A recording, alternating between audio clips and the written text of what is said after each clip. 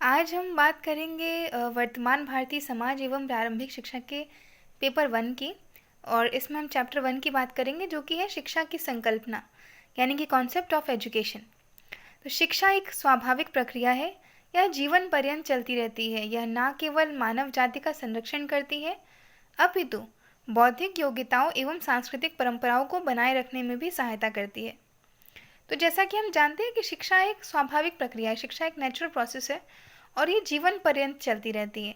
यानी हम जीवन भर कुछ ना कुछ सीखते रहते हैं और कुछ ना कुछ चीज़ों को अपने अनुभवों में जोड़ते जाते हैं और उन्हें आगे लोगों को सिखाने का कार्य करते हैं। शिक्षा ही एक ऐसी विस्तृत प्रक्रिया है जो मानव को अंधकार, निर्धनता एवं संकट से बाहर निकालती है।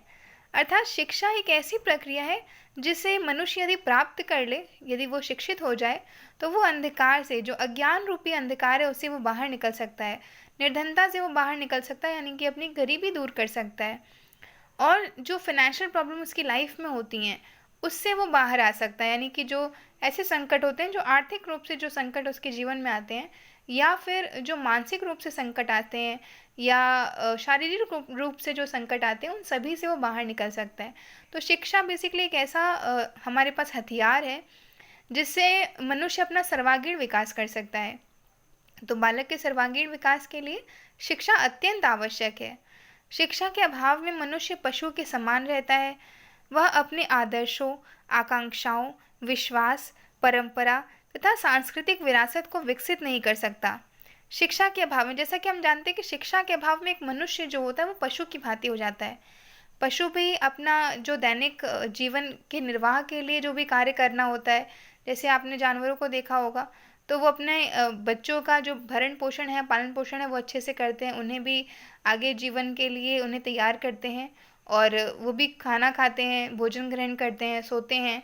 तो यदि यही सारे काम मनुष्य भी करने लगेगा तो मनुष्य और पशु में कोई अंतर नहीं रह जाएगा।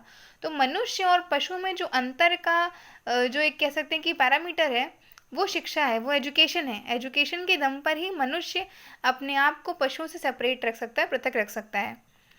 तो अब हम बात करते हैं शिक्षा का अर्थ एवं परिभाषा। शिक्षा शब्द संस्कृत के शिक्ष धातु से बना है, जिसका अर्थ है सीखना या सिखाना। तो शिक्षा का अर्थ है सीखना या सिखाना।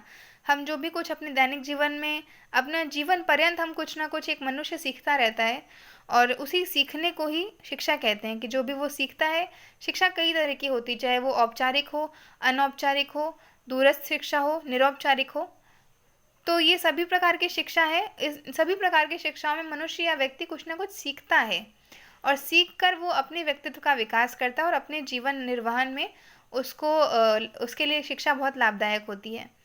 आगे हम बात करते हैं इसमें। शिक्षा को अंग्रेजी में एजुकेशन कहते हैं और एजुकेशन शब्द की उत्पत्ति लैटिन भाषा के एजुकेटम शब्द से हुई है, जिसका अर्थ है शिक्षण कार्य करना। तो जैसा कि अभी हमने देखा कि संस्कृत की जो शिक्षा शब्द है, उसकी जो उत्पत्ति है वो शिक्ष धातु से हुई है, जिसका अर्थ है सीखना या सिखाना। तो वैसे ही एजुकेटम का अर्थ है शिक्षण कार्य करना। शिक्षण कार्य करने का मतलब एक तरह से यही हुआ कि कुछ सिखाना, अर्थात अंतः शक्तियों का बाहर की ओर विकास करना ही शिक्षा है। कहते हैं ना कि मनुष्य का जो सारा ज्ञान है, जब मनुष्य को ज्ञान की प्राप्ति हो जाती है तो वो अपने अंदर के ज्ञान को ही बाहर प्रकट करता है, अर्थात अंतर शक्तियों का बाहर की ओर विकास करना ही शिक्षा है। तो आइए अब देखते हैं कि कुछ परिभाषाएं ये हमारे जो महान दार्शनिकों या महापुरुषों के द्वारा दी गई हैं, उनके बारे में जानते हैं। तो पहली परिभाषा है अरस्तु के द्वारा दी गई है, स्वस्थ शरीर में स्वस्थ मस्तिष्क का निर्माण करना ही शिक्षा है।